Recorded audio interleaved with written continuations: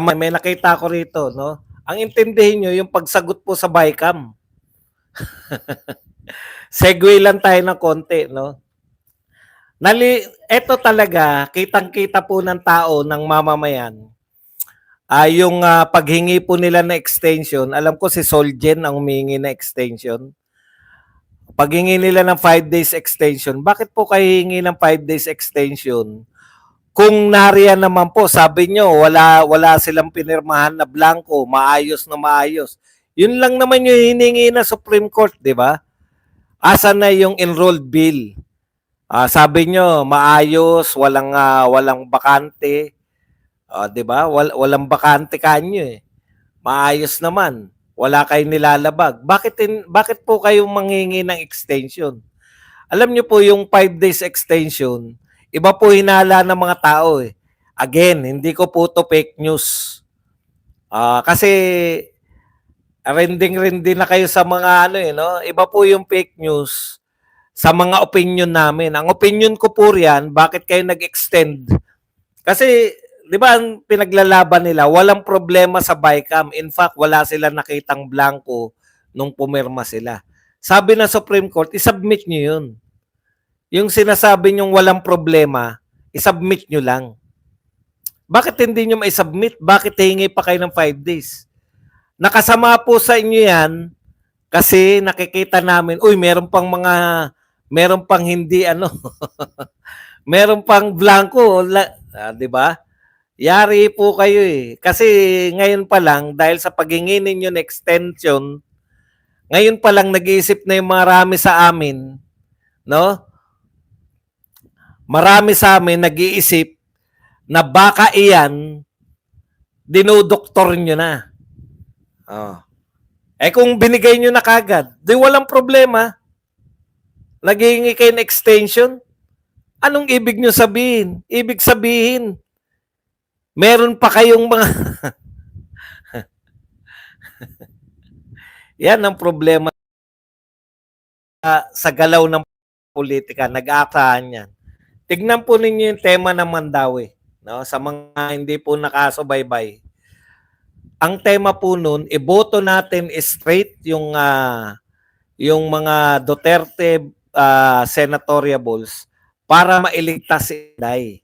Kasi pag hindi natin sila binoto, malamang sa malamang ma-impeach si Inday, goodbye na yung magandang pamamalakad sa Pilipinas. Actually, ang tema ron, ang sinasabi ni Tatay Digong, di ba? Parang nakikiusap siya na iligtas natin si Inday.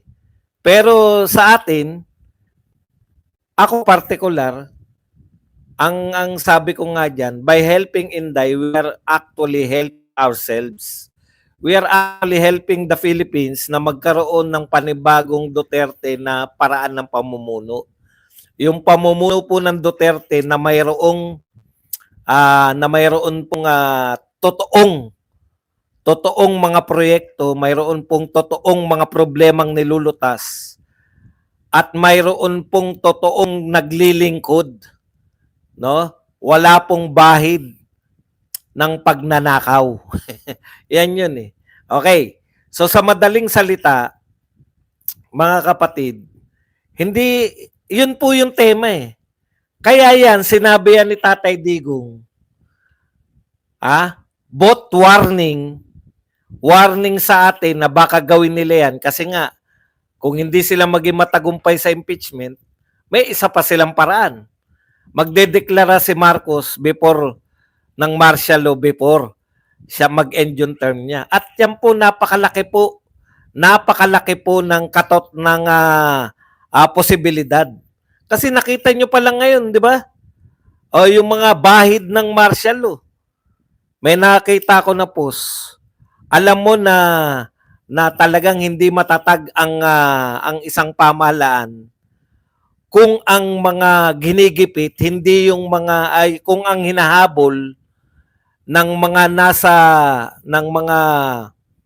law enforcer, alam mong hindi matatag ang pamahalaan kung ang hinahabol ng law enforcer hindi yung mga kriminal, kung hindi yung mga kritiko.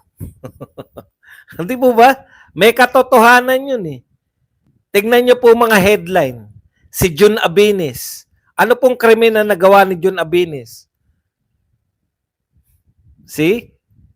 Siya po ba ay drug lord? Si Abinis po ba ay mandarambong? Involved ba siya sa mga malawakang krimen? Kritiko siya. Pero siya yung mabuti nga. Kritiko, natutuwa kayo na may search warrant, natutuwa kayo na nakita nyo na nakabrief si Jun Abinis. Saan pa sila natutuwa? Nung pinatawag po yung mga vlogger. Ito pa mga vlogger na to involved sa droga, involved po sa mga kidnapping, involved po sa economic sabotage. Involved po ba sila sa mga krimen na nagpapataas ng bilihin natin?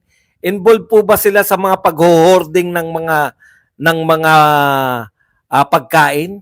Hindi po. Sila po ay kritiko. Pero nagdidiwang po sila. Nagdidiwang po yung mga followers ni BBM na pinatawag na kayo sa TRICOM. Pinatawag na kayo. Malapit na kayong makulong.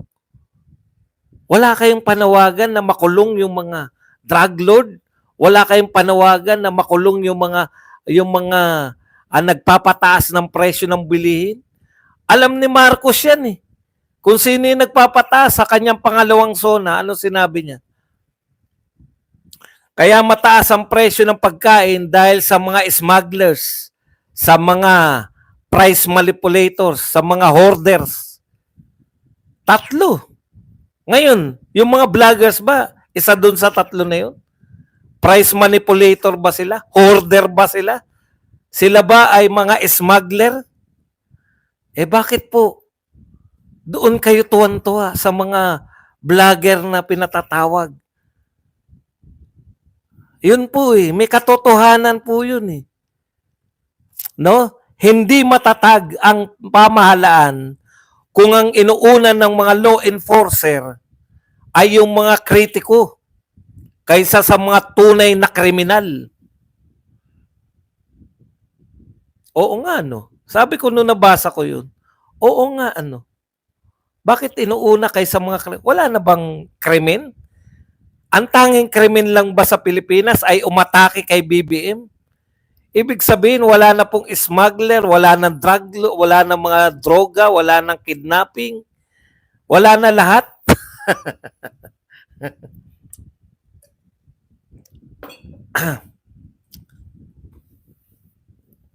Kung kayo po ay action, yung tunay na problema, ibang-iba po talaga sila kay Duterte. Si Duterte, ang dami nagsisip-sip noon. Sampahan natin na impeachment si Vice President Leni Robredo. Naalala ko yan eh. Sampahan daw na impeachment. Ang sabi ni Tatay Digong, tigilan nyo yun. Impeachment, binoto yan ng tao.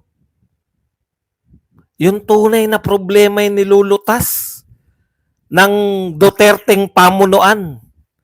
Yun ang gusto natin. O tignan nyo, may nakita na naman sila, ghost student. Lintik na yan. Ang gara kaya kat nilagay dyan, para lutasin mo yung makikita mong problema. May nakita kang problema, Duterte. May ghost student sa panahon niya. Panahon mo, may ghost student. Duterte. Kasalanan to ng Duterte. Wala na kayong inatupag.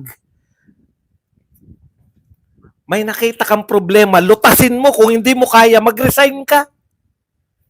Gayahin mo si Bautista, hindi kaya. Nag-resign. Si PCO. Ano ba trabaho ng PCO? Pabanguhin si Marcos sa mga mamamayang Pilipino. Hindi kaya ng PCO, nag-resign. Ang gara, hindi mo kaya? Mag-resign ka. Hindi, Duterte. Okay, ikaw na nga nakaupo riyan. Tapos sila naman, ay, si Duterte na naman may kasalanan niya. Kahit si Angara na nakaupo.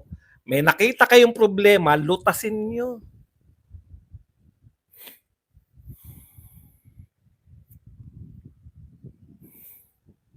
Di ba?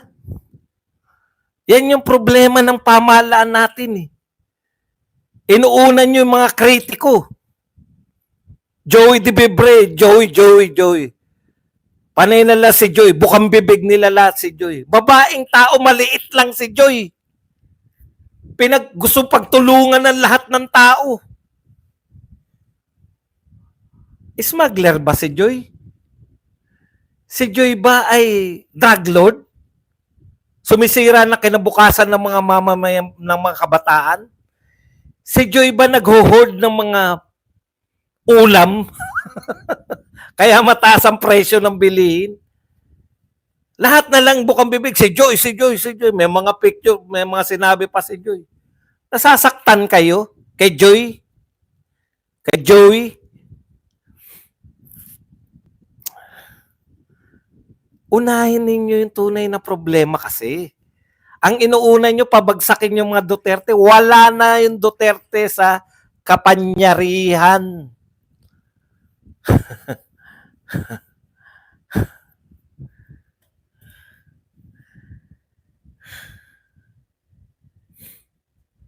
Wala na ang Duterte sa kapanyarihan. Kayo na nasa power. Ang problema nyo, Duterte pa rin. Alam nyo kung bakit nyo problema ang Duterte?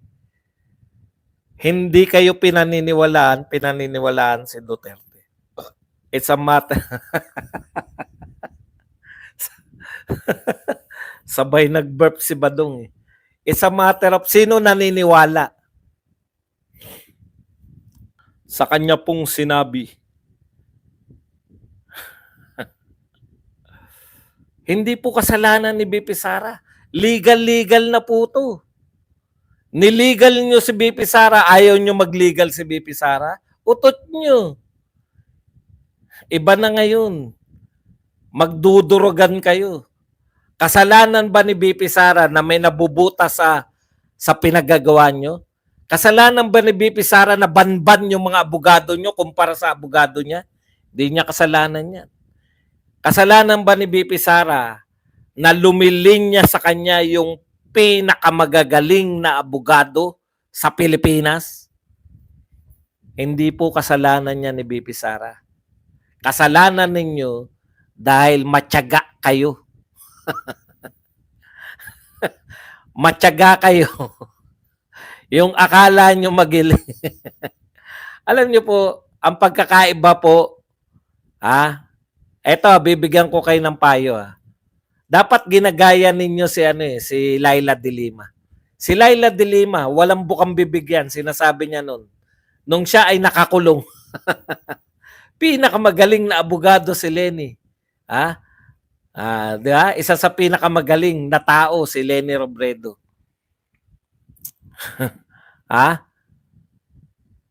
Pero iba yung salita niya. Alam niyang iba yung salita niya, iba yung ginagawa niya. Bakit? Sinasabi niya ng pinakamagaling si Leni Robredo. Pero hindi niya kinukuhang abogado. Alam niyo kung bakit? Sinasabi ko lang Iba naman yung sinasabi ko. Kung totoong magaling si Leni Robredo, dapat siya yung kinuhang abogado ni Laila de Lima. Alam ni Laila de Lima yan Pucha, pag kinuha ko yan, olats ako. Nakakulong pa rin ako hanggang kumakanta ako ng habang buhay, ako sa'yo'y naghihintay. Di ba? Pero sinasabi niya, magaling na tao si Leni Robredo. Politiko Gusto niya yung boto ni Leni. Nililin lang kay ni Laila de Lima, di ba? Kasi nga gusto niya yung boto ni Leni. Maraming botante si Leni. Ang problema niyong mga congressman, naniwala kayo, yung akala niyong magagaling, si Luis Tro. Nakita niyo ba kung paano magtanong si Luis Tro? Ganito po magtanong si Luis. Mr. President, according to our witness, how do you call, how can you tell the size of a woman? Sabi naman ni Mr. President, you can tell the size of a woman by the size of her mouth. Oh, really, Mr. President?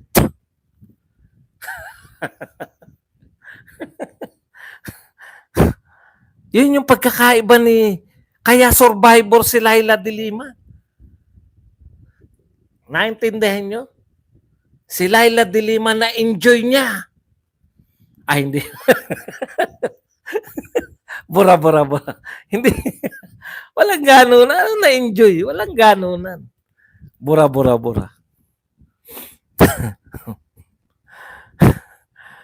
Yun yung pagkakaiba. Si Laila de Lima, sinasabi niya, galing yan si ano, magaling yan si Leni Robredo, pero hindi niya kinuwang abogado. Kung kinuha niya yan, di nakahawak pa rin siya sa rehas at kumakanta ng habang buhay, ako sa'yo'y naghihintay. Alam niyo yung commercial? Boysen. Habang buhay na nakabilanggo. Putya kayo naniwala kayo na magaling talaga si Luis Troy. Mr. President. Ay, hindi pala to. May kodigo. Magaling. Putya, paano yung pag-aktol na? Pwede lang yan pag may kodigo kung kontrolado nyo. Wala na nag-uusap sa ICC. Siyempre, bumabanat Hindi porkit nakitaan kayo ng butas sa batas, hindi nahanda yung si BP Sara, kundi yan po ang pagpapakita na handa ang kanyang legal team na kutkutin ang butas na di nyo natapalan. Kukutkutin namin lahat ng butas na di nyo natapalan para kayo magnaknak. Masarap kumain yan. Ito na po tayo kaya Manong Ted Filon